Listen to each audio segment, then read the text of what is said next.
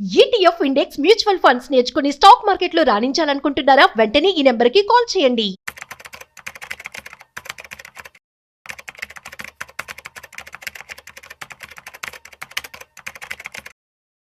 Hello viewers, welcome back to our channel. ప్రస్తుతం మనతో పాటు ఉన్నారు స్టాక్ మార్కెట్ అనలిస్ట్ సుందరరామరెడ్డి గారు. సార్తో మాట్లాడదాం. నమస్తే సార్. నమస్తే. సార్, మనము చాలా మందిని చూస్తూ ఉంటాం, ఎంతో రిచ్గా బతికినా కూడా ఆఖరికి చనిపోయే టైంకి వాళ్ళకి తినడానికి తిండి కూడా ఉండదు. రీసెంట్గా చూసుకుంటే Nicolas Cage, American actor and producer కూడా, మరి ఆయన సంవత్సరానికి 500 కోట్లు సంపాదిస్తారు. బ్యాంక్ కరప్ట్ అయిపోయింది, దివాలా తీశారు. అలాంటి వాళ్ళ దగ్గర నుంచి మనం ఎలాంటి లెసన్స్ నేర్చుకోవచ్చు అంటే ఏం చెప్తారు? మన సొసైటీలో మనం చూస్తామండి, చాలా మంది లగ్జరియస్గా బతికిన వాళ్ళు అండ్ జీవితంలో ఒక టైంలో తినడానికి తిండి లేక కూడా స్ట్రగుల్ అవుతూ ఉంటారు. మనం మనం చాలా జీవితాలు మనం చూసాం ఆ టైప్లో. నికోలస్ కేజ్ కూడా అంతే. సంవత్సరానికి ఆల్మోస్ట్ 400 crores అతని ఇన్కమ్ పర్ యానం. ఆయన నేషనల్ ట్రెజర్ హంటర్, చాలా పిక్చర్లో చాలా ఫేమస్ యాక్టర్ అనమాట ఆయన. అండ్ 2021 కల్లా ఆల్మోస్ట్ గవర్నమెంట్కి అతను కట్టాల్సిన ట్యాక్స్లు ఇన్ టైం కట్టలేక బ్యాంక్రప్ట్ డిక్లేర్ చేశారనమాట. ఇప్పుడు మళ్ళీ లాస్ట్ 3 yearsలో రికవర్ అయ్యాడండి. మళ్ళీ కొంచెం ఇప్పుడు మళ్ళీ పొజిషన్ బాగానే ఉందన్నమాట.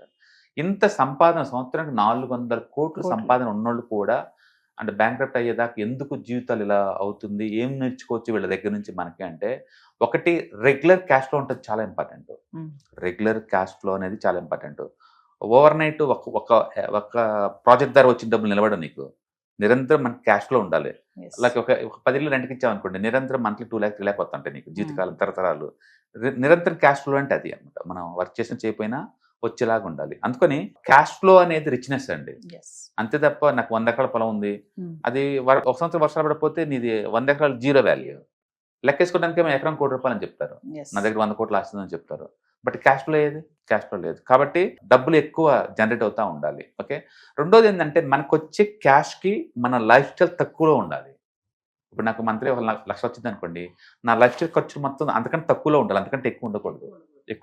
అట్లా మన లైఫ్ స్టైల్ ఎప్పుడు కూడా వచ్చేదాంతో బట్టి తక్కువ ఉంచుకుంటే ఎంతకంత మిగులుతుంటే దాని ప్యాషన్ పెట్టుకోవచ్చు అనమాట. అలాగే ఇతను కూడా ఇన్కమ్తో పోల్చుకుంటే ఖర్చులు ఎక్కువ ఉన్నాయి.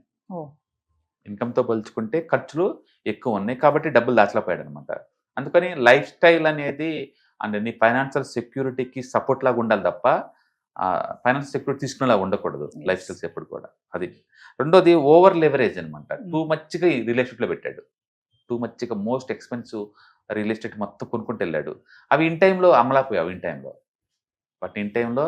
నాకు అర్జెంట్ డబ్బులు కావాలన్నప్పుడు అవి ఏ సెట్ నేను ఏం చేయలేకపోయాను అనమాట. అందుకని మీరు ఏదైనా కొంటే టూ మచ్గా రియల్ ఎస్టేట్ ఒకటి మేము ఫోకస్ చేయకూడదు. లిక్విడ్ అసెట్స్ కాబట్టి స్టక్ అయిపోతారు ఒక పాయింట్ ఆఫ్ టైం అనమాట. అండ్ థర్డ్ వన్, లగ్జరీ అనేది ఒక ట్రాప్. అది మనం ఏదో 4 కార్లు 2 బాడీ గార్డ్స్ లేదా అది ఇది అనుకుంటాం, కానీ లగ్జరీ అనేది అఫోర్డబిలిటీ లేకపోయినప్పుడు ట్రాప్ అవుతుంది అనమాట. ఇతనికి 50 కార్లు ఉన్నాయండి అండ్ 30 మోటార్ బైకులు ఉన్నాయి. ఒక డైనోసార్ స్కల్ ఏలంపాట్లో $3 లక్షలు కొన్నాడు. $3 లక్షలకి ఒరిజినల్ డైనోసార్ స్కల్ని. అలాగే ఒక ప్రైవేట్ ఐలాండ్ కొన్నాడు. వీటన్నిటి వల్ల రూపాయి కూడా అది ఇన్కమ్. వీటన్నిటి వల్ల రూపాయి కూడా ఇన్కమ్ రాదు. అది ఇన్కమ్ ప్రొడ్యూస్ చేసే అసెట్స్ కాదు, డిప్రిసియేషన్ అసెట్స్ మొత్తం కూడా. ఇంటైనా నువ్వు అమ్మాలంటే ఎవరు కొనే దిక్కు ఉండదు. వీటిని డైనోసార్ స్కల్ ఎవరు కొంటారండి? ఈ ప్రైవేట్ ఐలాండ్ ఎవరు కొంటారు అంత ఈజీగా?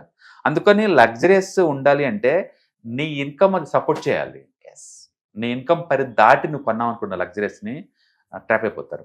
అందుకని మెజారిటీ పీపుల్ ఏంటంటే డూప్లెక్స్ హౌస్లను కొంటారు. 20 లక్షలు 30 లక్షలు 30 కోట్లు 20 కోట్లు 30 కోట్లు పెట్టేసి. ఆ టైంలో ఎమోషనల్ బాగానే ఉంటుంది. 1 or 2 years ఇన్కమ్ బాగుంది, లైఫ్ స్టైల్ బాగుంటుంది. ఇన్కమ్ ఎప్పుడైతే ఆగిపోయిందో దీన్ని ఈఎంఐ కట్టలేరు. ఇంకా ఈఎంఐ చూస్తే మంత్లీ 4-5 లక్షలు కట్టాలి. జాబ్ పోయినప్పుడు ఇన్కమ్ పోయింది కదా. అంటే ఫ్యూచర్లో వచ్చే జాబ్ ఇన్కమ్ చూసుకొని కొంటారు వీళ్ళు, ఇప్పుడు ఉన్న ఇన్కమ్ బట్టి కాదు. ట్రాప్ అవుతారు. ఇప్పుడు దాన్ని అమ్మనం లేడు, దాని మెయింటెనెన్స్ ఫీజే మంత్లీ 1 lakh ఉంటుంది. అలాంటి లైఫ్ స్టైల్. అందుకని లగ్జరియస్ లైఫ్ స్టైల్ అఫోర్డబిలిటీ ఉందా లేదా మనం చెక్ చేసుకోవాలి. రైట్. అందుకని ఇతను టూ మచ్ లగ్జరీకి వెళ్ళాడు, సో ట్రాప్ అయిపోయాడు. And fourth one, quick money always disappear very fast. ఒక లారీ టికెట్లో డబ్బు వస్తే జీవితకాలం ఉండదు, అది వచ్చిన స్పీడ్గా. అందుకని రెగ్యులర్ క్యాష్ ఫ్లో ఉంటాం ఇంపార్టెంట్ తప్ప సింగిల్ టైం కాదు.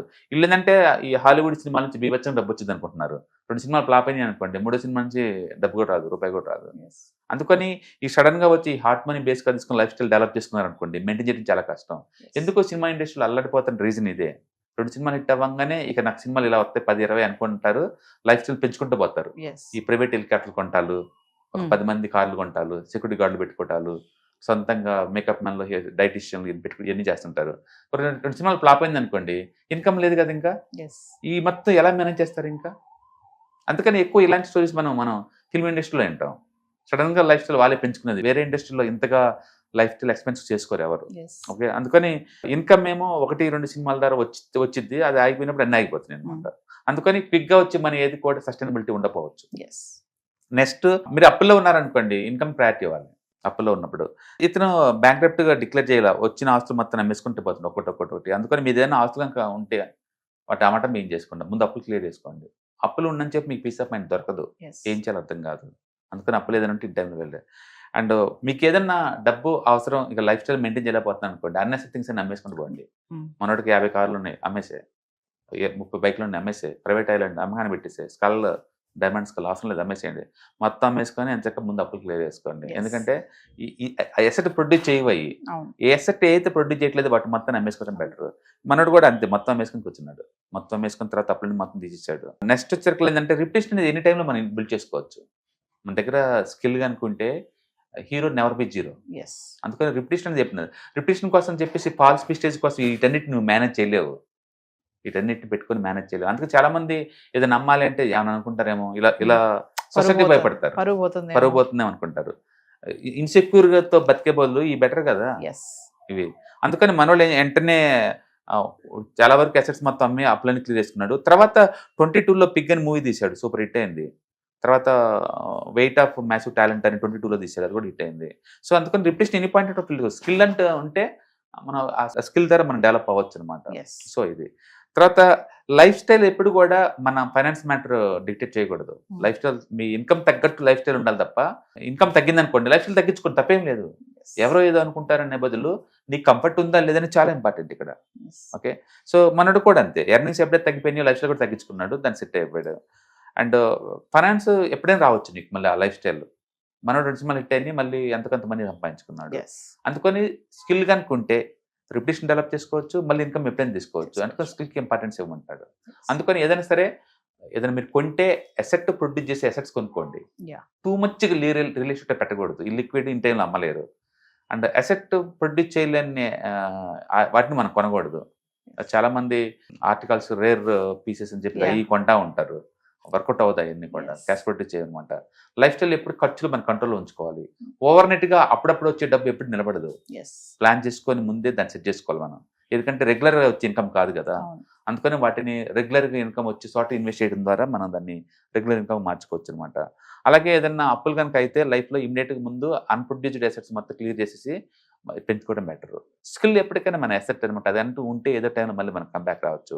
అందుకని ఫైనాన్షియల్ ఆర్డర్స్ ఈ రోజు ఉంటే రేపు పోవచ్చు ఈ మొత్తం. అందుకని అప్పులు మొత్తం తగ్గించుకొని లైఫ్ స్టైల్ని మన కంట్రోల్లో ఉంచుకొని స్కిల్ ఎప్పుడు ఉంచుకోవడం ద్వారా ఇటు అన్నిటిని మనం ఓవర్టేక్ చేసుకోవచ్చు అనమాట. ఊహించు, సంవత్సరానికి 400 కోట్లు సంపాదించే వాళ్ళు అండ్ 2020 కల్లా రోడ్డు మీదకి వచ్చాడు అంటే మనం ఊహించండి, 50 కార్లు 40 బైక్లు ఒక ఐలాండ్స్ ఉన్న వ్యక్తులు చిన్నోళ్ళు కాదు. ఇదే మనం మైక్ టైసన్ చూసాము, బోరిస్ వెల్సన్ చూసాము, అండ్ మన తెలుగు సావిత్రి గారు, చూసాము, yes. అంటే కాంతారావు చూసాము. పెద్ద పెద్ద లైఫ్ స్టైల్ వాళ్ళు, ఎంత లావిష్, కొన్ని 100 మంది బతికారు వాళ్ళ మీద పడి. అలాంటి వాళ్ళు ఈ ఫైనాన్షియల్ ప్లానింగ్ లేక, ఓకే, Yes. లేక ఇన్నోసెన్స్ తోటి అండ్ లాస్ట్ మూమెంట్లో ఏం దాచుకోకపోయింది అనమాట. పోయింది. అందుకని everybody have to think about retirement planning yes and asset వచ్చే చోట ప్రొడ్యూస్లో ఇన్వెస్ట్మెంట్ చేసుకుంటూ పోవటాలు, ఇవి చాలా కంపల్సరీ ఉంచుకోవాలన్నమాట. అంతే తప్ప వచ్చిన రోజు వచ్చినట్టు రేపంటూ లేనట్టు ఉండకూడదు. వీళ్ళు ఏంటంటే నిరంతరం వర్కౌట్ ప్రాజెక్టులు వస్తుంటే అనుకుంటారు, ఎస్ ఏజ్ దాటే కొద్ది నీకు తగ్గుతుంది ఛాన్స్ అని థింక్ రాదు వాళ్ళకి. అందుకే ఈ luxuries life style single time income వచ్చే వాళ్ళు ఏంటంటే ఈ నిరంతరం వస్తే అవే అనుకుంటారు. ఎస్ ఎందుకు వస్తే ఎలా వస్తే వాళ్ళు తెలియదు, బయట కాంపిటీషన్ ఏ రేంజ్లో ఉందో తెలియదు. అందుకని మన లైఫ్ స్టైల్ ఎప్పుడు కూడా లేదు, పరిస్థితులు తగ్గట్టు అడాప్ట్ చేసుకుంటూ అంటే ఫ్లెక్సిబిలిటీ చేసుకుంటూ పోవాలి తప్ప మా తాత ఎమ్మెల్యే మా నాన్న ఎమ్మెల్యే నేను ఇంకా అవుతా బీచ్లు అన్నట్టు ఉండకూడదు. ఇప్పుడు పరిస్థితులు తగ్గట్టు నువ్వు మోల్డ్ అవ్వాలి. Yes thank you sir. Right.